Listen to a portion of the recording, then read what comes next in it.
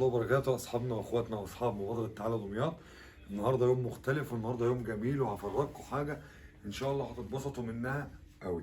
اللي اتطلب مننا طقم انتريه مغلف على الصوره، وجات لنا يا فندم الصوره دي لو واضح مع حضرتك، جات لنا الصوره دي لنشتغل عليها. واللي شاري من عندنا الطقم كمان ما شاء الله قاعد بره مصر وامنا وبعت لنا العربون. واحنا المفروض ان احنا مش هنقوله سوهاج، مدينه سوهاج شارع 15. الاستاذ امير راجل محترم، واحنا حبينا ان احنا نعمل فيديو لمصداقيتنا ونشرح الانتريه عشان انت كمان لو عايز حاجه على الصوره تشتغل معانا. اولا الطقم زي ما حضراتكم شايفين مكون من 2 كنبه و2 فوتيه.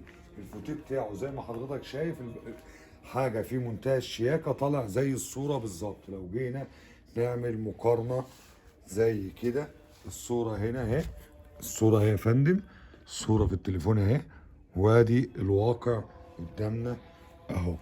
مفيش اي فرق، حتى الخياطات في القعدة، حتى التكوى، حتى الرجلين يا باشا، شغلنا زي الصورة اهي قدام سعادتك. والحقيقة اهو الاتنين يا فندم جنب بعض. لو جينا نشوف الكنبة الصغيرة عاملينها باللون الاوف وايت زي الفوتيه الاولاني بالظبط، اخده خياطات هنا، مخادع، الله اكبر.